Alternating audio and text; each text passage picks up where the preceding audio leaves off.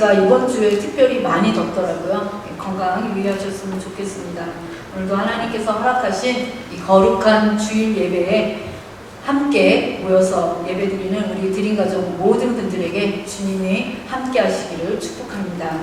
우리가 방금 전에도 사도신경을 고백했습니다. 매주마다 우리 교회는 예배 순서 중에 있기 때문에 고백하고 있는데 그 고백 가운데 이런 고백이 있습니다. 죄를 사하여 주시는 것과, 우리 교회는 새 번역으로 된 말씀을 하기 때문에 죄를 용서받는 것과 이렇게 나와 있는데요. 저는 이게 아직 어렸을 때부터 이 사도신경을 외워서 그러는지 죄를 사하여 주시는 것과 이것이 더 저한테는 친근해서 제가 이걸로 준비했습니다. 죄를 용서받는 것, 죄를 사하는 것 다 똑같은 의미니까 저거 왜 다르지? 이렇게 생각하지 않으셨으면 좋겠습니다.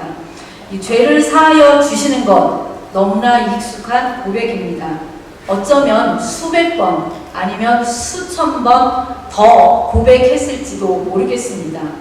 그런데 여러분, 과연 우리는 이 고백을 얼마나 실제로 믿고 살아가고 있습니까? 정말 죄사함의 자유를 누리며 살아가고 있을까요?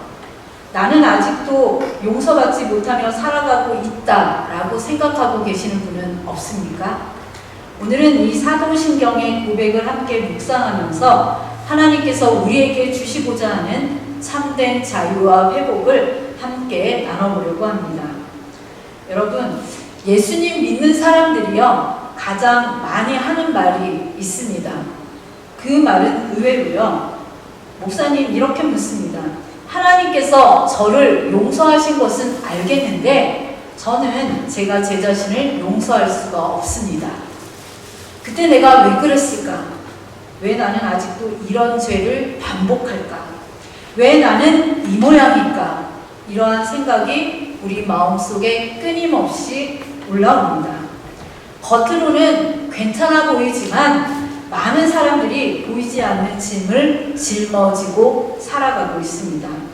과거의 상처, 실패의 기억, 죄에 대한 후회, 반복되는 연약함, 사람들에게 말하지 못하는 부끄러운 기억들, 마치 무거운 배낭 하나를 우리 등에 메고 매일매일 살아가는 그러한 모습과 같다고 할 수 있습니다. 예배 드릴 때는 잠시 내려놓는 것 같지만 집으로 돌아갈 때면 다시 그 배낭을 지고 돌아가는 그러한 삶을 살아가고 있다는 말씀입니다. 이런 모습을 잘 보여주는 인물이 있습니다. 바로 철로 역정의 주인공인 크리찬입니다. 존 번영의 철로 역정을 보면 주인공 크리찬이 등장합니다. 제가 우리 친구들을 위해서 그림을 준비해 왔습니다. 저 첫 번째 그림에 보면 그의 등에는 엄청나게 큰 짐이 매달려 있습니다. 그 짐 때문에 이 크리찬은 늘 고통스러웠습니다. 걸어도 힘들고 쉬어도 힘들고 가족과 이야기하는데도 기쁨이 없었습니다. 왜냐하면 저 등에 있는 짐 때문에 그렇습니다. 그는 저 짐을 벗기 위해서 무진장 애를 썼지만 벗을 수가 없었습니다. 그러던 어느 날 십자가 언덕에 도착했습니다. 그리고 십자가를 바라보는 그 순간 그 무거운 짐이 저절로 풀려 굴러 떨어졌습니다. 이것이 바로 복음입니다. 우리의 힘으로 죄의 짐을 벗는 것이 아닙니다. 예수님의 십자가가 우리의 짐을 벗겨주시는 것입니다. 그렇다면 성경은 우리에게 무엇을 말하고 있을까요? 하나님께서는 죄사함을 받은 우리를 지금 어떻게 바라보고 계실까요? 오늘 본문 로마서 8장은 그 질문에 가장 분명한 답을 주는 말씀입니다.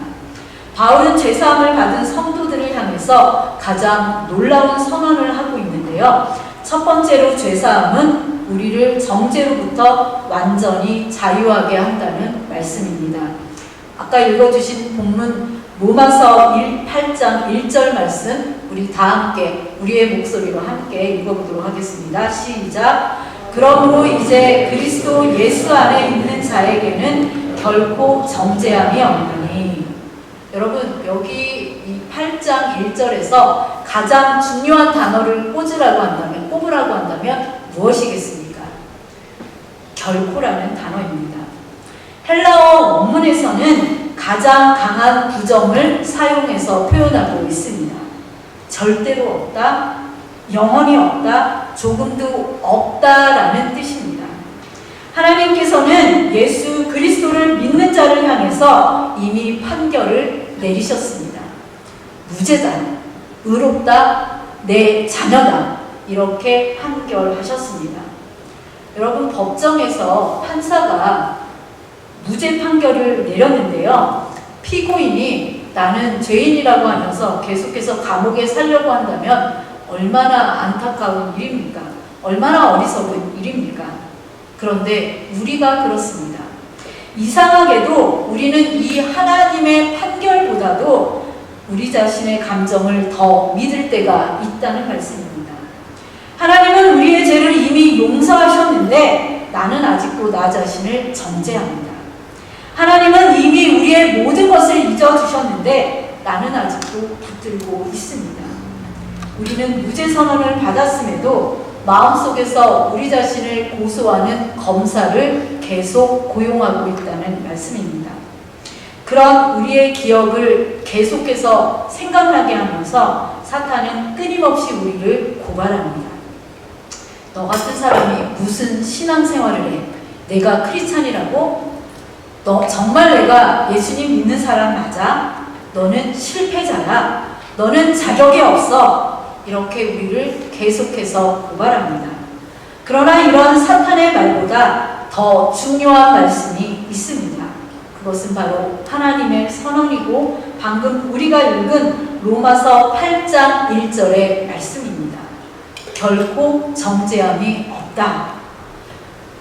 그리스도의 보혈은 사탄의 고발장의 효력을 영원히 무효화시켰습니다. 결코 정죄함이 없다라는 이 말씀은 우리의 감정 상태나 어제의 실수와는 상관없는 하나님의 법적이고 절대적인 판결입니다. 더 이상 여러분의 자신의 모습, 과거의 모습 때문에, 과거의 죄 때문에 심판석에 앉지 마십시오. 이미 끝난 재판을 다시 연다는 것은 하나님의 완전한 대속을 모독하는 일입니다. 하나님의 법정에서 이미 무죄 판결이 내려졌기 때문입니다. 그래서 죄사함을 믿는 사람은 죄를 가볍게 여기는 사람이 아니라 더 이상 죄의 정죄 아래 살지 않는 사람입니다. 사랑하는 여러분, 바로 이것이 복음의 놀라운 은혜입니다. 그런데 하나님께서는 우리를 죄의 형벌에서만 건져내신 것이 아닙니다. 정죄의 감옥에서 해방시켜서 새로운 생명의 법 아래 살게 하셨습니다. 그래서 두 번째로 죄사함은 생명의 성령의 법의 효력입니다. 이 정죄함으로부터의 자유가 우리 모두에게 어떻게 주어졌는지에 대해서 오늘 본문 2절 말씀은 분명히 밝히고 있습니다. 우리 2절 말씀도 한 목소리로 함께 읽어보도록 하겠습니다. 시작. 이는 그리스도 예수 안에 있는 생명의 성령의 법이 죄와 사망의 법에서 너를 해방하였습니다. 아멘. 여러분, 여기에는 두 가지 법이 서로 있다라고, 그래서 충돌하고 있다라고 말하고 있습니다. 과거에 우리를 옥매였던 그러한 법은 죄와 사망의 법이었습니다. 이 법은 죄를 지으면 반드시 죽음과 벌이 따르는 인과응보의 법이었습니다. 우리는 평생 이 법 아래에서 나는 죄인이야, 나는 죽을 수밖에 없어 라는 정죄의 올무에 묶여 살았습니다. 그러나 이제 이 올무에서 벗어날 수 있는 새로운 법을 우리에게 하나님께서 주셨습니다. 바로 그리스도 예수 안에 있는 생명의 성령의 법입니다. 여러분, 법에는 상위법과 하위법이 있습니다. 상위법과 하위법 두 가지가 동시에 나란히 있을 때는요, 이 상위법이 하위법을 이기는 그러한 원리가 우리가 살아가고 있는 이 세상에는 존재합니다. 예수 그리스도의 생명의 법이 바로 이 상위법입니다. 예수 그리스도의 생명의 법은 죄와 사망이라는 하위법을 완전히 무효화시키는 강력한 상위법입니다. 예수님의 십자가는 우리의 죄를 씻어내는 것을 넘어서 우리의 죄를 우리가 죄의 지배 아래에서 완전히 해방하도록 이끄신다는 사실입니다. 마치 예전의 노예들은 노예라는 그러한 문서를 가지고 있었습니다. 그런데 그 문서를 찢어버리듯 불에 태우듯 사망의 권세가 더 이상 우리를 붙들지 못하도록 그 법적인 효력을 정지시킨 것이 바로 예수님께서 우리에게 주신 생명의 성령의 법입니다. 따라서 정죄함이 없다라는 것은 죄를 덮어두는 것이 아닙니다. 우리 안에 계신 성령님께서 이제는 죄가 아닌 생명의 그 원리로 우리를 다스리시겠다는 선언입니다. 이제 여러분의 삶을 억누르던 올가매는 정죄함은 여러분의 것이 더 이상 아닙니다. 여러분은 죄의 법이 아니라 생명의 법 아래에 있는 해방된 하나님의 자녀임을 기억하시기 바랍니다. 그런데 여기서 한 가지 질문이 생깁니다. 하나님께서 우리를 정죄하지 않으신다면 이제 하나님과 우리의 관계는 어떻게 되는 것일까요? 그래서 세 번째로 죄사함은 하나님과의 관계를 회복시키는 은혜입니다. 죄는 단순히 법적인 문제만이 아닙니다. 관계의 문제입니다. 여러분 창세기 3장을 읽어보면 아담과 하와가 선악과를 따먹는 죄를 저지릅니다. 그리고 그들이 한 행동은 무엇입니까? 바로 무화과 나무 뒤로 숨는 행동이었습니다. 이렇게 죄는 하나님을 피해서 숨게 만듭니다. 기도가 부담이 되게 됩니다. 예배가 멀어집니다. 말씀을 읽는 것 싫어집니다. 하나님의 말씀을 듣기만 해도 나 저 말씀 듣기 싫어, 이러한 마음이 우리 마음에 찾아옵니다. 그것은 바로 우리 마음에 죄가 있을 때의 상태입니다. 그러나 하나님은 어떻게 하십니까? 무화과 나무 뒤에 숨어있던 아담을 이렇게 부르셨습니다. 아담아, 내가 어디 있느냐? 아담이 먼저 하나님을 찾아간 것이 아니었습니다. 하나님께서 먼저 찾아오셨습니다. 누가복음 15장에 나오는 탕자의 비유도 마찬가지입니다. 아들은 아버지께 돌아가면 아버지께 자기는 벌을 받는 존재처럼 여겨서 자신은 아버지의 아들이 아니라 종이라 이렇게 생각하며 아버지께로 나아가는데, 그런데 아버지는 저 멀리서 아들이 돌아오는 그 모습을 보고 달려가서 먼저 안아주셨습니다. 하나님께서는 우리가 죄를 짓지 않았기 때문에 우리를 사랑하시는 분이 아닙니다. 하나님께서는 예수 그리스도 때문에 우리를 사랑하시는 분이십니다. 그래서 죄사함은 죄의 기록을 지우는 것에 끝나지 않습니다. 잃어버렸던 관계가 끊어졌던 아버지와 자녀의 관계를 다시 회복시키는 은혜, 다시 이어지게 하는 은혜가 바로 죄사함입니다. 우리는 이제 두려움으로 하나님께 나아가는 사람이 아니라 담대하게 아빠, 아버지라고 부르는 자녀가 되었다는 말씀입니다. 이처럼 관계 회복은 거리의 소멸, 멀었던 이 관계를 다시 이어지게 만드는 은혜입니다. 여러분, 탕자가 돌아왔을 때 아버지가 아들에게 너 이러이러한 잘못을 했지? 라고 묻지 않으셨던 것처럼 죄사함은 하나님과 우리 사이에 막혀있던 이 커튼, 수치심의 커튼을 확 찢어버리는 사건이었습니다. 이제 우리는 하나님께 벌을 피하기 위해서 예배하는 것이 아니라, 기도하는 것이 아니라 하나님의 사랑을 누리기 위해서 나아가는 것입니다. 그래서 우리의 기도는 하나님과의 대화가 되는 것이고, 우리의 예배는 하기 싫은 음으로써 드리는 것이 아니라 하나님께서 우리에게 허락하신 잔치의 자리, 파티의 자리가 되는 것, 이것이 바로 회복된 관계의 증거입니다. 사랑하는 여러분, 하나님과의 관계가 이렇게 회복되었다라고 한다면 그 은혜는 거기에서 멈추지 않습니다. 하나님께 받은 사랑은 반드시 다른 사람에게 그 사랑으로 흘러 들어갑니다. 하나님께 받은 용서는 공동체 안에서 다른 사람을 용서하는 삶으로 이어집니다. 그래서 죄사함은 나 혼자 누리는 은혜가 아니라 공동체를 변화시키는 능력이 되는 것입니다. 그래서 네 번째로 죄사함은 우리를 용서하는 사람으로 만든다는 사실입니다. 여러분이 받은 용서 얼마만큼의 가치일지 생각해 보신 적 있으십니까? 아마 돈의 가치로 따진다라고 한다면요, 성경에 나온 단어 표현으로는 1만 달란트, 1만 달란트가 얼마일지 계산하는 게 정말 어렵습니다. 그래서 우리가 눈으로 헤아릴 수 있는 그 숫자 정도 따지면 한 1 밀리언, 10 밀리언 이 정도 된다라고 친다면, 여러분 우리의 그 탕감받은, 용서함 받음이 저렇게 큽니다. 그래서 옆 사람에게 여러분 100달러 주는 거, 1000달러 주는 거, 1 밀리언 가지고 있으면 그 정도 주는 거 어렵지 않잖아요. 그죠? 그러한 은혜를 받은 사람이 바로 우리가 용서받은 은혜입니다. 그럼에도 우리가 용서하지 못하는 이유는 내가 받은 용서의 크기를 잊었기 때문입니다. 생각해 보시면 교회라는 모임은 완벽한 사람들이 모이는 곳이 아닙니다. 용서받은 죄인들이라고 하는 사람들이 모이는 곳입니다. 실수하는 사람들이 모인 곳입니다. 그러다 보니까 상처도 생기고 섭섭함도 생기고 오해도 생기게 됩니다. 그럴 때 공동체를 살리는 것이 무엇입니까? 바로 용서입니다. 예수님께서 우리를 용서하셨기에 우리도 형제를 용서하는 것입니다.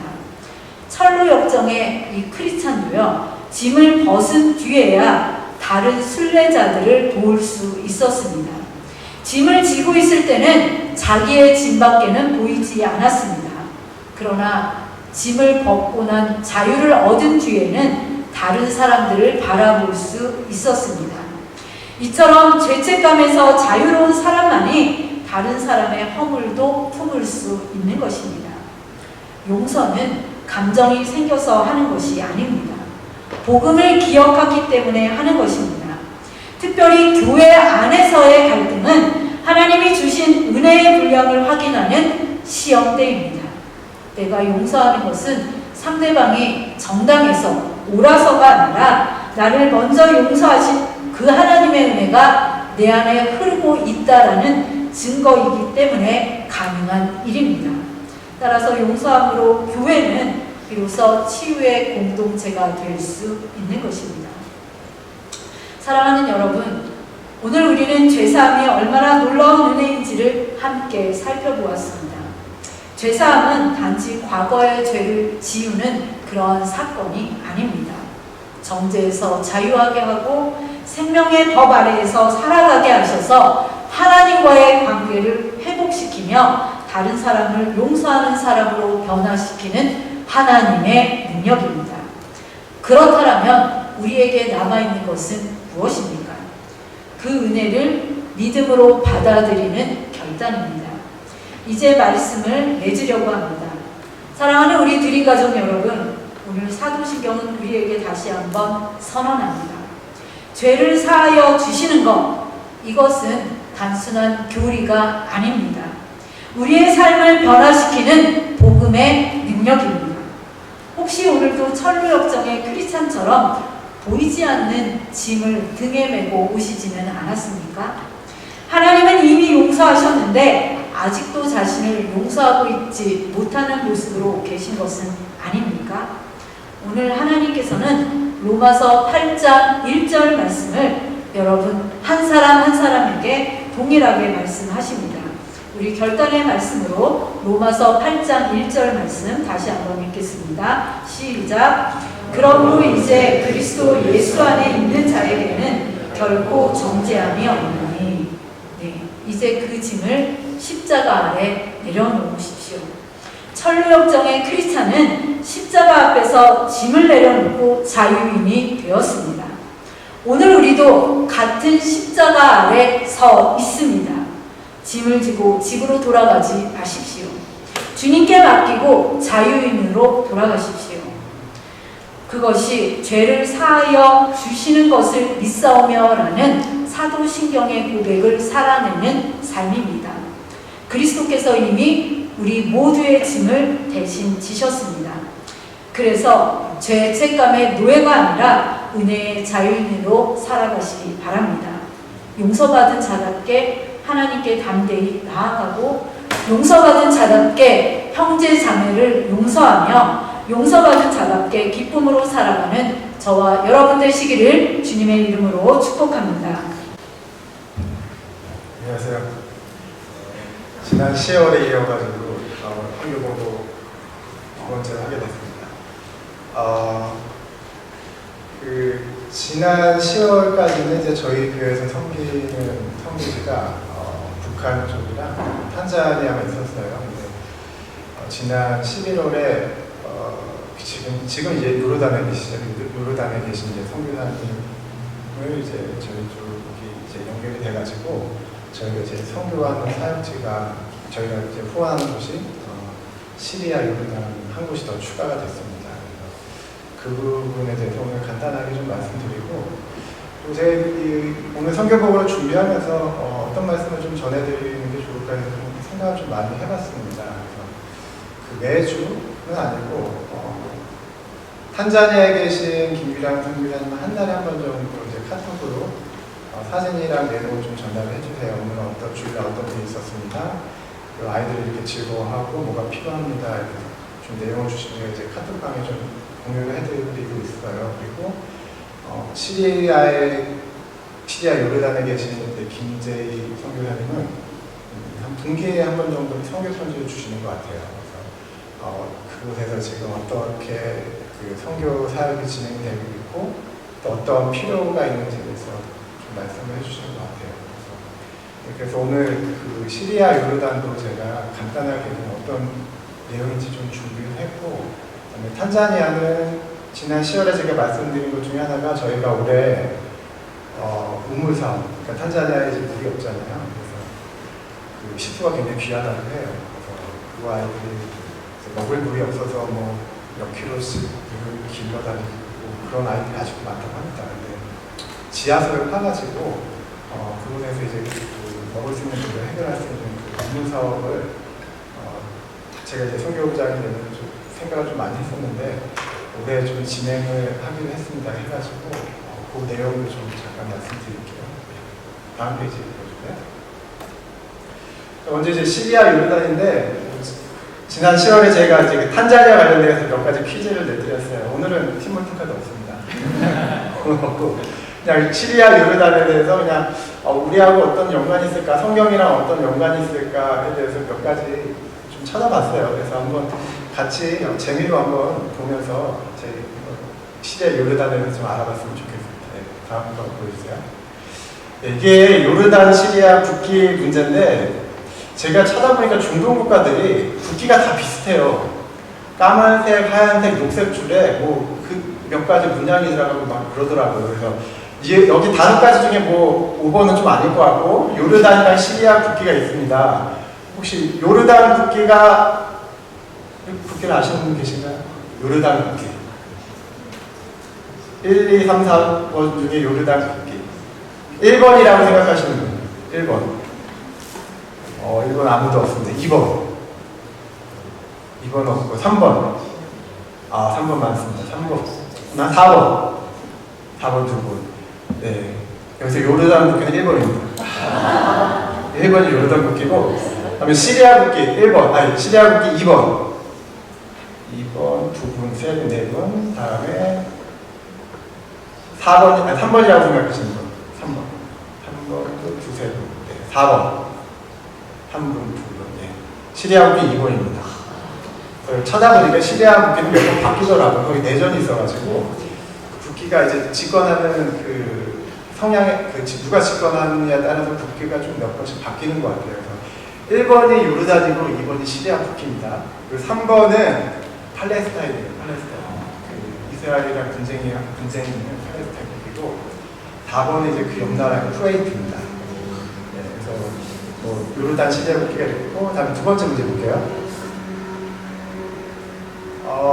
이제 이건 문제 출애굽한 이스라엘 백성을 이끌던 모세가 가나안 땅을 바라보며 생을 마감한 곳입니다. 사진에 보이는 곳이 그곳이에요. 모세가 그 적과 꿀이 흐르는 가나안 땅으로 들어가지 못하고 생을 마감한 곳이거든요. 근데 이제 현재 요르단에 위치하고 있어요. 이 산이 모세가 생을 마감한 곳이. 그러면 이 산의 이름은 무엇일까요? 어렵죠? 되게 헷갈려요. 저도 전혀 모르다가 이런 곳이 이름이 그거구나 다시 좀 기억을 했는데 오늘 좀 확실히 좀 기억을 했으면 좋겠습니다.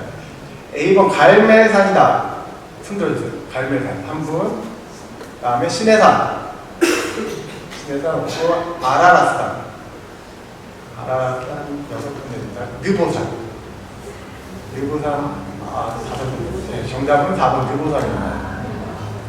사진에 보시면은 저기가 이제 느보산 정상인데 지금 아마 지금 그 전쟁이랑 좀 위험한 것 때문에 가지는 못 갈 것 같아요. 그러니까 나중에 저도 한번 꼭 가보고 싶긴 하더라고요. 그래서 저 산 꼭대기에서 그 앞으로 보이는 저 평야가 하나님이 약속하신 가나안 땅이라고 합니다.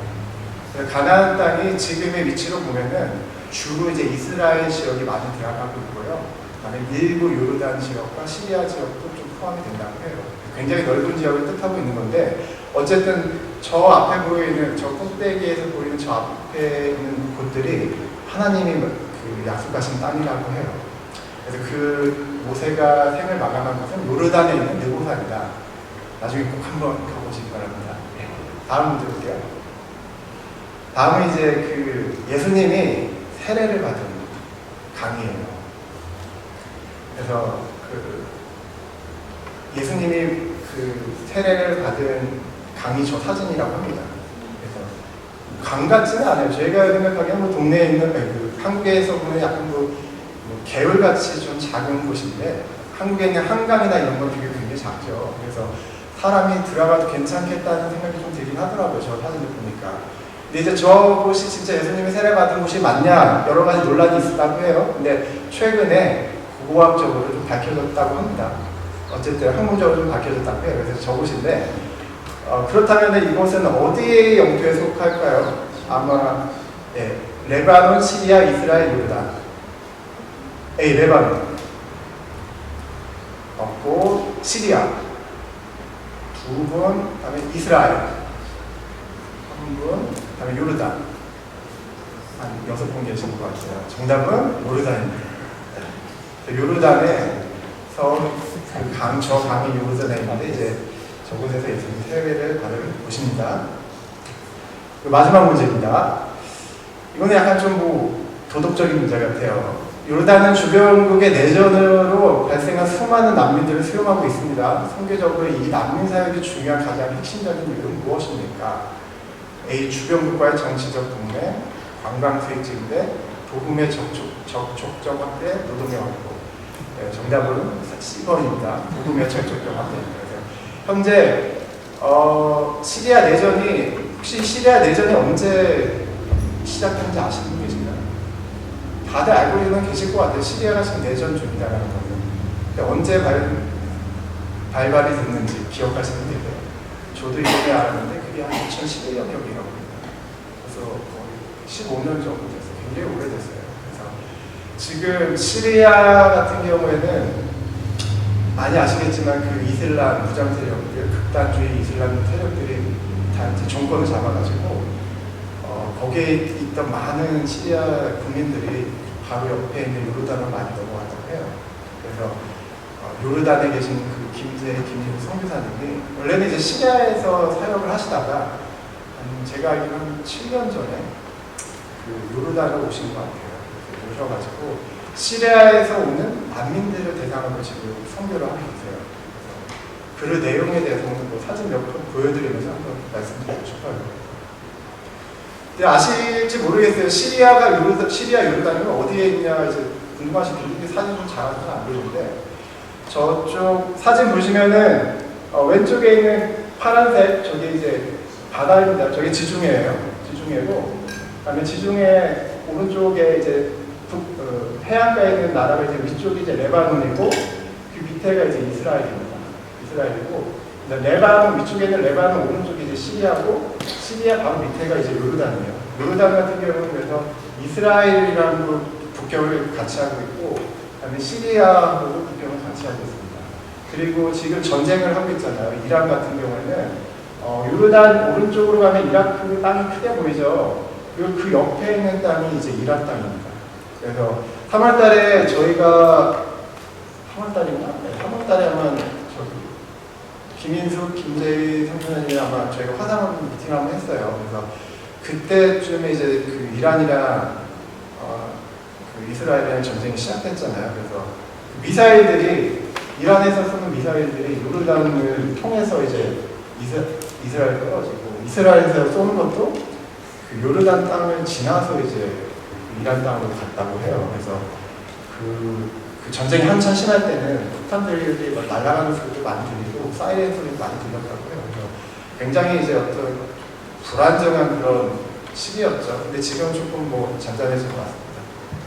그래서 그 요르단이랑 시리아 같은 경우에는 성경적으로 보면 여기서 어떤 성경이랑 관련있는 그런 지역들이 많이 있긴 해요.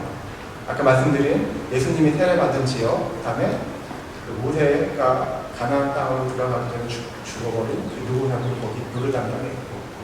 그래서 굉장히 어떻게 보면 성경적으로 굉장히 저희에게는 친근한 땅, 가까운 땅이 돼야만 하는데 현실은 그렇지가 않습니다. 요르단도 그렇고 시리아도 그렇고 지금 무슬림, 이슬람 세력이 90% 이상이 된다고 해요. 그리고 요르단 땅 같은 경우에는 다음 페이지로 보세요. 요르단 땅이 이 페이지는 제가 이제 요르단이랑 시리아에 대해 조금 찾아봤어요. 그럼 이곳에서 우리가 선교사님들은 어떻게 선교를 하실 수가 있는 건가에 대해서 좀 찾아봤거든요. 근데 가장 큰 걸림돌이 요르단도 그렇고 시리아도 그렇고 법적으로 선교 활동을 할 수가 없다고 합니다. 그래서 그곳에 교회를 세워가지고 예수님을 믿으세요, 예수님을 믿으세요, 교회에 데리고 와서 예배드리고 이런 행위 자체가 불법이라고 합니다. 그래서 일단 요르단에서는 그게 불법으로 규정이 되고 법적으로. 그다음에 시리아에서는 지금 정권을 잡고 있는 그 시리아 그 극단주의 세력이 그런 크리스찬이나 타 종교에 대해서 굉장히 배척이 심하다고 해요. 그래서 굉장히 생명적으로 위협을 받을 수 있는 그런 위험 가운데 있다고 합니다. 그래서 요르단과 시리아는 둘 다 어쨌든 성교적으로는 굉장히 어려운 지역이다. 쉽지는 않은 지역이다. 이렇게 말씀드리고 싶고요. 그다음에 요르단 같은 경우에는 선교하다가 이제 잡히면 체포되고 구금되고 강제 추방되는 그런 상황이 될 수가 있고, 그다음에 시리아도 좀 위험하죠. 여러 가지 사망 위협에 노출이 되고. 그래서 제가 3월달에 김인숙 선교사님 그 미팅을 할 때 들었던 게 시리아에서 지금 이제 난민 사역을 하시는데 전 처음에는 교회를 세워가지고 이제 사역을 하실 줄 알았어요.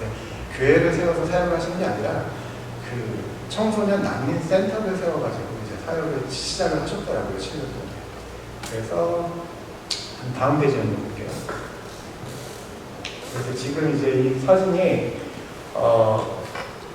현재 그 요르단에서 운영 중인 시리아 난민 청소년 센터입니다. 그래서 이제 이곳에서 이제 아이들과 함께 예배를 드리셨대요.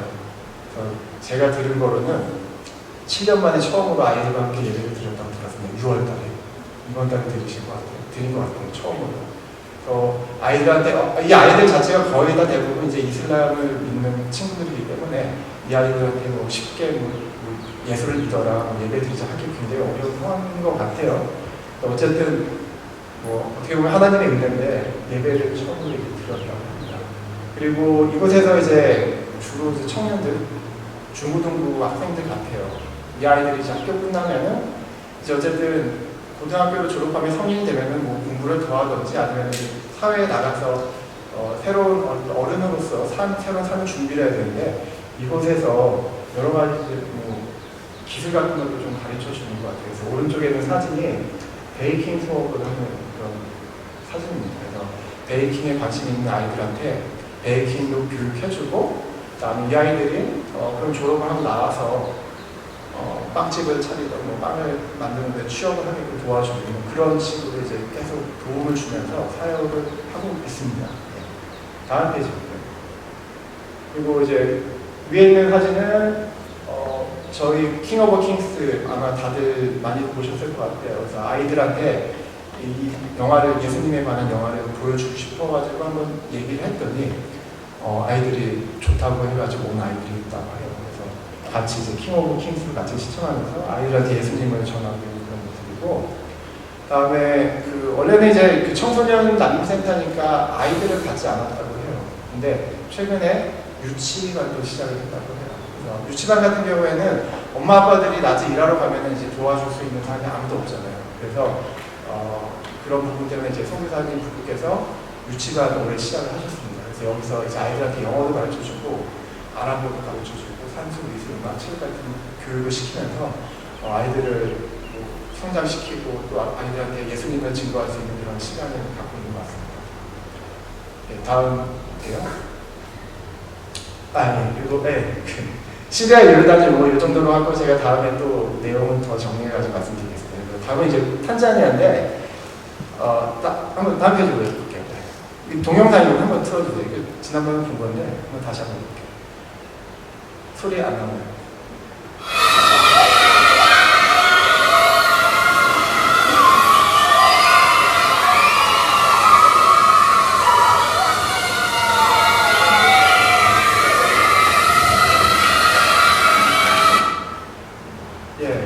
이게 지난번에 제가 10월달에 한번 보여드렸던 그 동영상이에요. 생명수가 터지는 그런 모습인데 아이들이 너무 좋아하죠.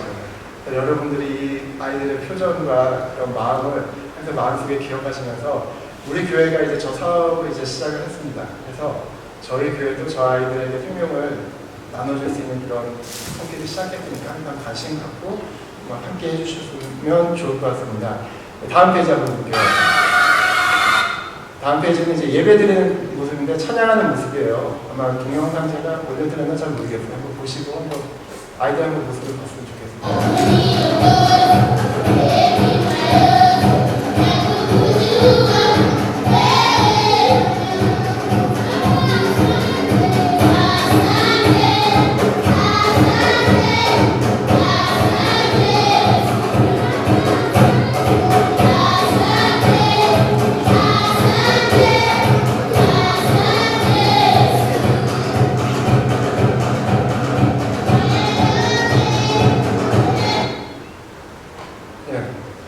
저기가 이제 저희가 후원하고 있는 그 김규량 선교사님께서 지금 세우신 교회에서 이제 아이들이 예배를 드리는 모습이고요. 저기 신기다에 있는 학교에 그 아이들이 900명 정도라고 해요. 900명 정도인데 여기 교회 몇 명이 올 것 같으세요? 아이들이? 100명, 200명, 300명. 좀 많이 왔으면 좋겠는데 지금 190명 온다고요. 한 4명 중에 한 4, 5명 중에 한 아이는 교회에 오는 것 같아요. 물론 이제 아이들이 교회에서 빵 주고 뭐 재밌게 놀고 또 친구들 만날 수 있으니까 재미있기 때문에 많이 오겠죠. 하지만 그 가운데서도 선교사님께서 어려운 상황 가운데서도 아이들한테 꾸준하게 그 성경 공부를 교육을 시켜주시고 그다음에 여름 성경학교도 하시고 하면서 아이들에게 계속 예수님을 알리고 있습니다. 이 아이들에게 저희가 이제 우문 사업을 준비하는 다음 페이지 한번 볼게요.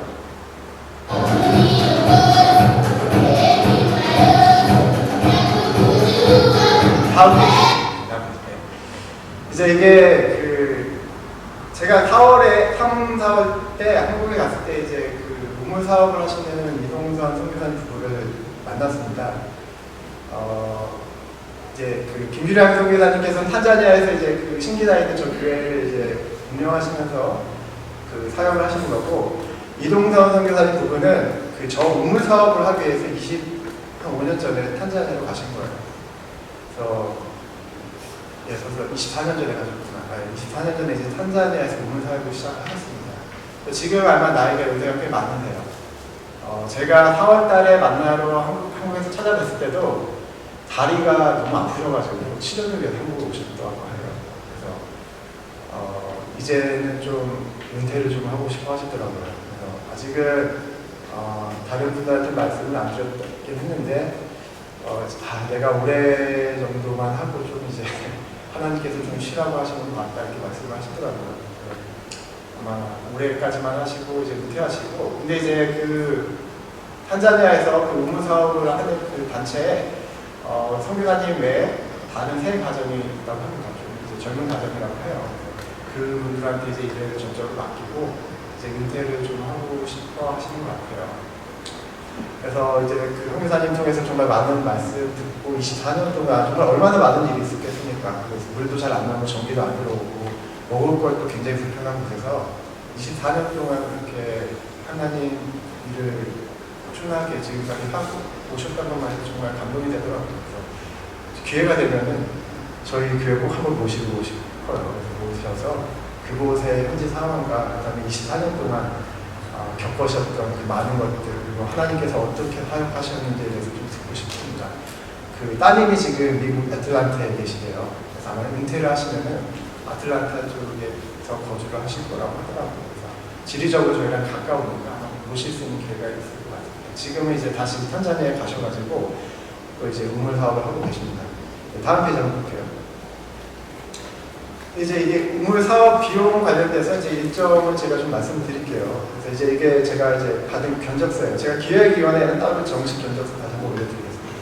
그래서 이제 보시면은 뭐 여러 가지 항목이 있어요. 근데 저도 잘 모르겠습니다. 뭐 어떤 내용인지 정확히 파악은 안 되지만 어쨌든 우물을 파기 위해서 여러 가지 장비도 필요하고 연료도 들어가고 또 장비도 빌려와야 되고 또 여러 가지 할 게 많이 있잖아요. 인건비도 들어가야 되고 그래서 그런 거에 대해서 이제 세부 내역들을 주신 거고. 정확하게는 저희 쪽에서 시작할 때 부담해야 되는 금액이 US 달러입니다. US 달러로 11,449달러예요.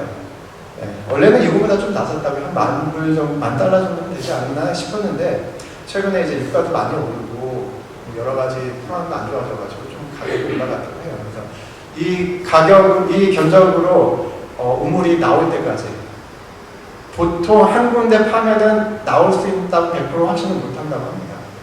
안 팠는데 안 나오면은 뭐 옆에 다른 곳을 좀 파야 되는데, 이제 어쨌든 이 비용 가운데, 비용은 이제 그 우물 팠을 때 확실히 나오는 것까지 확인을 하고, 이제 설치까지 해주는 거로 해서 이제 받은 거고요. 그래서 아마 다음 달에, 탄자니아에 계신 그쪽 사업부하고 이제 계약을 진행하려고 합니다. 하고 정식으로 우물을 파는 것을 시작하는 건 8월 말에서 9월 중순 정도에 한 2주 정도 하실 거라고 해요. 아마 위치만 정확하게 잡으면은 우물을 파는 거는 뭐 한 2, 3일 정도면 팔 수 있다고 하더라고요. 그래서 저희가 8월 중순 정도에 제 그 50%에 대해서 저희가 이제 선입금을 할 거고요. 다음에 나머지 50%는 우물을 파이고 다음에 모든 것이 정상화됐다고 판단이 됐을 때 이제 입금을 해드리기로 했습니다. 그래서 이게 어떻게 보면은 쉽지 않은 그런 사업인 것 같아요. 저희 교회가 뭐 한국에 있는 교회처럼 굉장히 어떤 중견 대형 교회 수준도 되지 않고 어떻게 보면 작은 이민 교회잖아요. 그럼에도 하나님께서 저희들에게 탄자니아를 보여주시고 또 보여주신 이유가 있다고 생각합니다. 그래서 일단은 올해는 한 개를 진행하기로 이제 했으니까 진행하겠습니다. 하고 깨끗한 물이 잘 터져가지고 제가 동영상 꼭 찍어달라고 하겠습니다. 그래서 아마 다음 성교부가 9월 말이나 10월 정도 될 것 같아요. 그래서 그때 한번 아이들이 드림교회에서 한 생명수가 터지는 것에 대해서 웃는 모습을 저희가 한번 같이 봤으면 좋겠습니다. 네, 다음 페이지 한번 볼게요. 그래서 이제 마지막인데 제가 성교부장을 작년부터 맡고 올해 이제 2년 차입니다. 그래서 그러면은 우리가 이게 저희가 이제 뭐 단순히 지금은 어떻게 보면은 기도로 후원하고 그다음에 저희가 이제 재정적으로 뭐 탄자니아에 뭐 2,000불, 3,000불 보내드리고 또 시리아에도 뭐 2,000불 뭐 이렇게 보내드리는 그런 재정적인 후원을 하고 있는데 우리가 그런 생각을 했습니다. 좀 우리가 그런 돈과 어떤 기도의 후원 말고 조금 더 구체적으로 우리가 이 사업에 대해서 어떻게 좀 해줄 방법이 없나? 그런 생각 좀 많이 고민을 해봤습니다. 그래서 단순하게 뭐 1년 단위, 2년 단위 이런 어떤 그 단기적인 것보다 좀 장기적으로 우리가 이 아이들 탄자니아와 시리아에서 필요한 것들에 대해서 어떻게 도와줄 수 있는지에 좀 고민을 좀 많이 해봤는데요. 일단은 탄자니아 같은 경우는 이제 가장 그곳에서 필요한 것이 이제 물, 그다음에 식량, 그다음에 교육, 그다음에 제가 생각한 것 중에 한 좀 에너지가 또 있어요. 한 세 가지, 네 가지 정도 굉장히 그것 때문에 저희가 후원을 많이 하는 것 같아요. 일단 저희가 우물 사업하는 것도 그들이 물이 필요하기 때문에 그들의 필요가 물이기 때문에 저희가 하는 거고, 그다음에 탄자니아 같은 경우에는 이제 식량도 굉장히 부족한 부분이 많이 있습니다. 아이들이 학교에서 아침에 가면 이제 죽을 준다요. 죽을 먹는데 한 아이당 1년에 6,000원 정도를 주면 아이가 하나 아침에 이제 죽을 먹었을 때 학교에서 주는 거예요. 6,000원이에요. 식량이 그렇게, 그것도 이제 6,000원이라는 비용이 저희가 굉장히 작은 돈인데 학교 아이들은 또 없어서 못 먹는 친구들이 많다고 해요. 식량이 필요한 것 같아요. 그리고 나서 이제 교육, 예수님에 대한 교육도 저희가 가져야 될, 세상을 살아가는 필요한 지식을 갖춰야 되겠죠. 그래서 이런 거에 대해서 우리가 어떻게 좀 더 그들이 자립을 할 수 있게끔 해줄 수 있을까에 대해서 좀 고민을 좀 많이 해봤습니다. 그래서 아직은 뭐 저도 구체적으로 어떻게 해야 되겠다는 방향은 잡지 못했습니다. 그래서 이 부분은 저희 드림교회가 하나님이 저희에게 주신 숙제인 것 같아요. 그래서 제가 뭐 카톡방이나 아니면 뭐 필요하다면은 뭐 교회 모임을 좀 요청을 드려가지고 한번 전체적으로 좀 생각을 나누는 시간도 가질 필요가 있다고 생각합니다. 그래서 우리가 지금은 돈을 줘서 그곳에서 우물을 파는 업체를 통해서 저희가 우물을 파지만 궁극적으로는 그 아이들 그 탄자니아 땅에 우물을 파는 장비를 저희가 파주고, 그다음에 그들이 그 장비를 사용할 수 있게끔 교육을 시켜가지고 또 장비가 고장나면 수리할 수 있는 기술을 그들에게 가르쳐주고 그들이 이제 스스로 물을 팔 수 있는 어떤 자립을 할 수 있게끔 도와주는 그런 방향을 좀 생각을 해봤고요. 그다음에 식량 같은 경우에는 탄자니아 땅이 결코 메마른 땅은 아닌 것 같아요. 우기 때는 비가 많이 오거든요. 그리고 비가 많이 오고 그때는 이제 식량도 수분 같은 것들 자라면 그때 이제 농사를 짓고 수확을 해서 그거 가지고 1년 동안 먹고 산다고 해요. 그렇지만 이제 우기가 끝나고 이제 건기가 시작이 되면 비가 없으니까 이제 식물들이 자랄 수가 없잖아요. 그렇다면은 물이 있다면은 비가 없어도 그들이 농목을 할 수 있는 그 충분한 여건을 가질 수 있을 것 같아요. 그래서 그럼 그들이 어떻게 해서 자립을 해서 스스로 그 식량이 부족한 것에 대해서 어떻게 자립을 할 수 있을까에 대해서 저희가 좀 고민을 좀 했으면 좋겠습니다. 그래서 뭐 여기에 제가 보기에는 저 포함해서 농업 관련된 관심 많으신 분 많이 계실 수도 있을 것 같아요. 그래서 그런 분야에서 같이 좀 고민하면서 같이 좀 고민했으면 좋겠습니다. 그리고 교육 부분 같은 경우에는 모르겠습니다. 뭐 한국에서 캐나다로 우리가 많이 오잖아요. 캐나다가 뭐 아이들 교육하기 좋다고. 저희도 뭐 그런 이유 때문에 캐나다에 온 것이 있긴 합니다. 그래서 이 탄자니아에 있는 아이들 중에 뭐 한두 명은 이쪽에 초청해서 뭐 교육을 좀 시켜줄 수 있을까? 아니면 우리 교회 가운데서 청년들, 그다음에 중고등학생들 중에서도 많은 좋은 자원들 많이 있잖아요. 이 친구들을 통해서 그들에게 어떻게 교육을 시켜줄 수 있는 방법이 없을까? 뭐 영어를 가르쳐줄 수도 있고, 뭐 음악을 가르쳐줄 수도 있고, 여러 가지 방법이 있을 것 같습니다. 그래서 그런 부분에 대해서 저희가 좀 뭐 3년, 5년 단위 어떤 중기적인 계획부터는 뭐 10년, 15년 단위 우리가 교회가 어떻게 좀 나아가야 될까, 어떻게 할 수 있을까에 대해서 같이 고민을 하는 시간이 분명히 필요할 것 같습니다. 그리고 시리아 유리단은 지금 어쨌든 그 선교사님 부부께서 청소년 세워서 교육을 위주로 이제 하시니까 그곳에서는 식량이 부족한지는 잘 모르겠어요. 식량이 부족하다는 얘기는 잘 많이 못 들을 것 같아요. 일단 가장 초점이 맞춰진 게 교육인 것 같습니다. 시리아에 있는 아이들이 어떻게 해서든 교육을 잘 받아가지고 그곳에서 자립을 할 수 있게끔 도와주는 게 저희들의 몫인 것 같아요. 그래서 마찬가지로 저희가 시리아에 좋은 자원들이 많이 있습니다. 그리고 가능하다면 거기에서 정말 열심히 하고 예수님을 잘 믿는 친구가 있다면 초청해가지고 좀 방학 기간이라고 한두 달 정도 우리와 함께 지내면서 그러니까 이곳에서 배워서 그곳에 가서 할 수 있는 것 또는 뭐 전쟁의 분위기가 좀 가라앉고 그러면은 저희 쪽에서도 뭐 가서 현지에 가서 뭐 교육을 시켜줄 수 있는 거 그런 것도 좀 고민을 해봤습니다. 그래서 저희가 같이 고민을 하고 또 계획을 세우고 해가지고 저희 드림교회가 나아갈 선교적인 방향을 좀 같이 잡았으면 하는 게 제 바람입니다. 그래서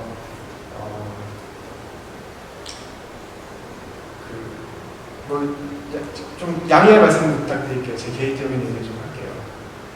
저 같은 경우에는 저는 이제 저희 부모님과 저희 모든 친인척들은 예수 믿는 분이 아무도 없어요.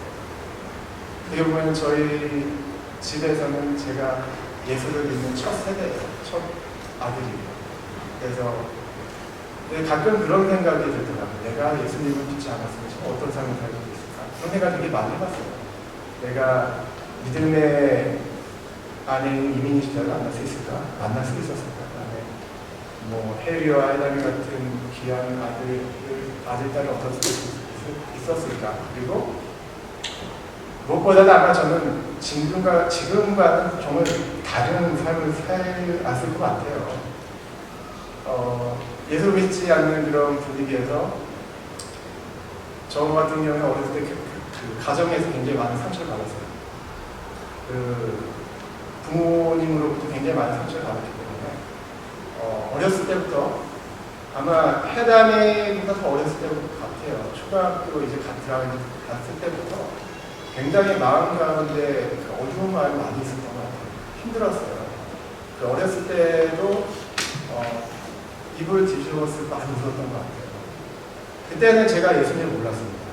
예수님이라는 존재는 그냥 크리스마스, 예수님이 태어난다 그렇게 생각했지 예수님이 이 세상을 왜 오셨는지에 대해서는 지식도 없었고 그래서 누구를 원망할 수가 없었어요. 그냥 울었던 것 같아요.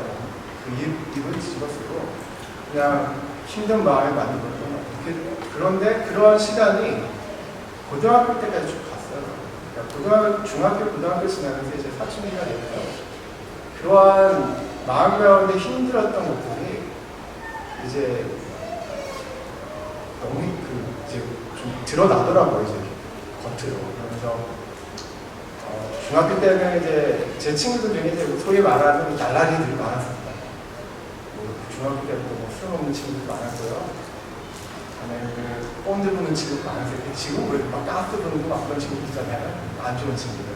그런 친구들 많았어요. 그래서 그런 친구들이랑 같이 많이 지내기도 했고. 근데 어떠한 이유에서 하나님께서 저를 좀 많이 택해 주셨다는 걸 느낍니다. 고등학교를 다행히 이제 미션 스쿨로 갔어요.